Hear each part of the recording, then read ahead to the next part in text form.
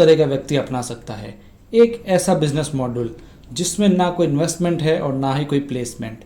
जी हाँ, आज हम आरसीएम बिजनेस प्लान को समझेंगे बहुत ही सीधे और इजी तरीके से। तो आइए साथियों शुरू करते हैं। आज हम आपको बताने वाले हैं आरसीएम बिजनेस का मार्केटिंग प्लान बहुत ही इजी तरीके से। तो चलिए आज के इस वीडियो को शुरू करते हैं। दोस्तों, अगर हम लोग इस दुनिया में आए हैं तो अपने भरण पोषण के लिए हमें कोई ना कोई काम करना पड़ेगा। क्यों?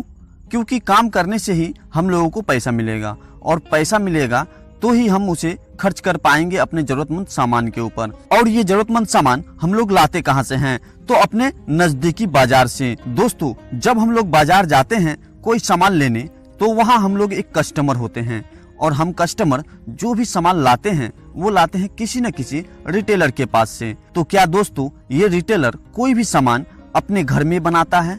नहीं, ये अपने आगे किसी होलसेलर से लाते हैं। और ये होलसेलर भी अपने घर में सामान नहीं बनाता है, ये भी अपने आगे डिस्ट्रीब्यूटर से सामान को लाते हैं। और ये डिस्ट्रीब्यूटर भी अपने से आगे C&F एजेंसी से सामान को लाते हैं। और ये C&F एजेंसी सामान कहाँ से लाते हैं?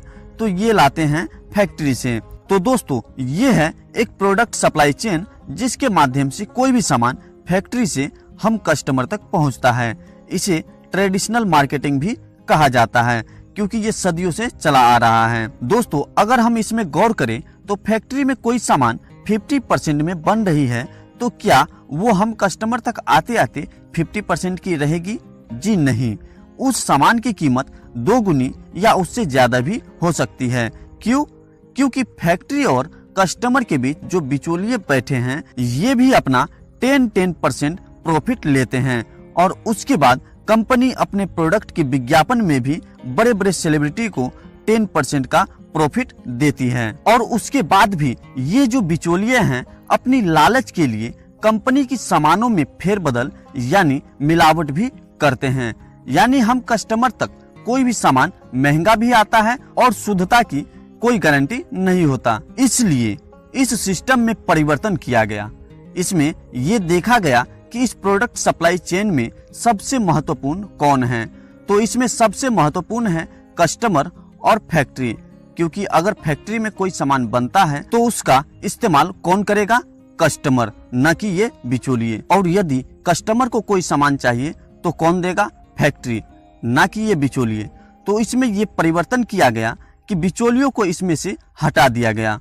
और उसके बाद फैक्ट्री यानी कंपनी ने हर एक एरिया में अपना एक दुकान खोल दी जहां हर कस्टमर आकर सामान खरीद सकता है। और जहां पर ये दोनों ही आ गए वहां पर मार्केट स्टार्ट हो गया और इसी का नाम दिया गया आरसीएम यानी राइट कॉन्सेप्ट ऑफ मार्केटिंग। और इस सिस्टम को डायरेक्ट सेलिंग सिस्टम भी कहते हैं। और अगर हम बात करें इसके फायदे की तो पहला फायदा यह है कि हमें यहाँ 100% शुद्ध प्रोडक्ट मिलती है। क्योंकि जब बिचौलिए ही नहीं है तो मिलावट की कोई गुंजाइश भी नहीं है। उसके बाद यहाँ आपको मिलता है पक्का बिल। यदि आप इस सिस्टम से यानी आरसीएम बिजनेस से 1 रुपए का भी सामान लेते हैं तो आपको मिलेगा पक्का बिल। उसके बाद आपको मिलेगा एमआरपी का 10% से 20% तक का कैश डिस्काउंट। उसके बाद आरसीएम में आपको मिलता है 30 दिन की मनी बैक गारंटी। उसके बाद सबसे बड़ा फायदा यह है कि यहाँ आपको 10% से 45% तक का कैशबैक मिलेगा आपके बैंक अकाउंट में। दोस्तों, आपको ये वीडियो कैसा लगा कमेंट करके जरूर बताना और हमारे इस चैनल को लाइक, शेयर एंड सब्सक्राइब जरूर कर देना।